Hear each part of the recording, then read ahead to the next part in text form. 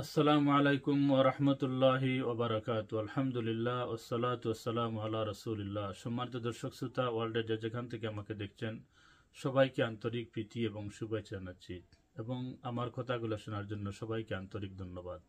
সম্মানিত সুধী, আপনারা জানেন আজকে সেই ঐতিহাসিক মহিমান্বিত 12ই রবিউল আউয়াল, যে তারিখে আমাদের পিয়ারা নবী মুহাম্মদ রাসূলুল্লাহ সাল্লাল্লাহু আলাইহি ওয়াসাল্লাম এই পৃথিবীতে তশরিফ এনে এই জগৎবাসীকে ধন্য করেছিলেন এবং মহান রব্বুল আলমিন এই বিশ্ব বসুন্ধরাকে এত সুন্দর করে এত সুনিপুণভাবে সাজিয়েছিলেন যে একমাত্র শ্রেষ্ঠ বানার নবী মুহাম্মদ রাসূলুল্লাহ সাল্লাল্লাহু আলাইহি ওয়াসাল্লাম এই পৃথিবীতে তশরিফ আনবেন এবং আল্লাহ পাকের শ্রেষ্ঠতম পয়গম্বরগণ নবী নূহ আলাইহিস সালাম, নবী ইব্রাহিম আলাইহিস সালাম, নবী মূসা আলাইহিস সালাম এবং নবী ঈসা আলাইহিস সালাম তাদের উম্মতদেরকে এই শুভ সংবাদ দিয়েছিলেন যে শ্রেষ্ঠ বানার নবী আসতেছেন, তোমরা তার উপরে ঈমান আনবে এবং তাকে সাহায্য করবে।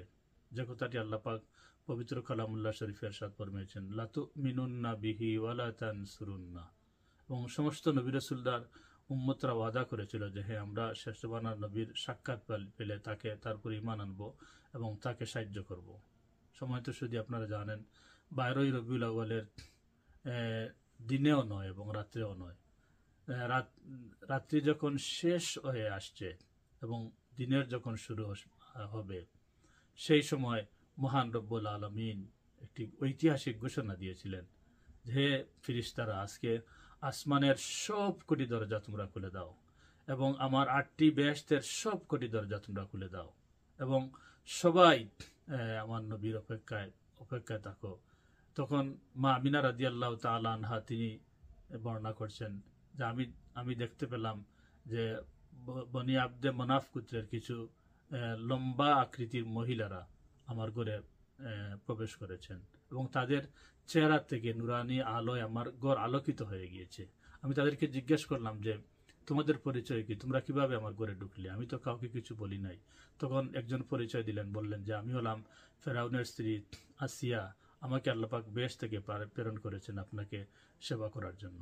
আরেকজন পরিচয় দিলেন, আমি হলাম নবী ঈসা আলাইহিসসালামের মা মরিয়ম, আমাকে আল্লাহ পাক বেশ থেকে প্রেরণ করেছেন আপনাকে সেবা শুশ্রূষা করার জন্য। এবং আমাদের সাথে কিছু দাত্রী রয়েছেন, হুর পরীরা রয়েছেন।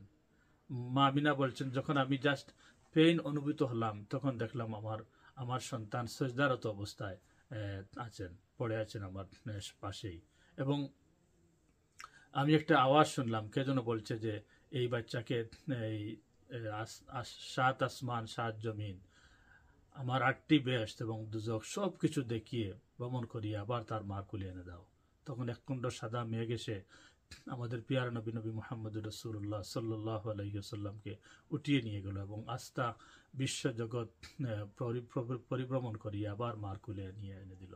এবং আপনারা জানেন তখন এই সৃষ্টির সমস্ত সৃষ্টি আনন্দে আত্মহারা হয়ে বলেছিল, ইয়া নবী সালামু আলাইকা, ইয়া রাসূল সালামু আলাইকা, ইয়া হাবিব সালামু আলাইকা, সালাওয়াতুল্লাহি আলাইকা।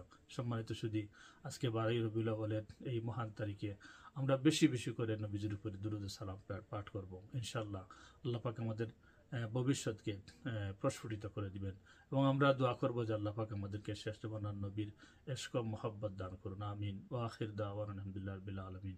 আসসালামু আলাইকুম ওয়া রাহমাতুল্লাহি ওয়া বারাকাতুহু।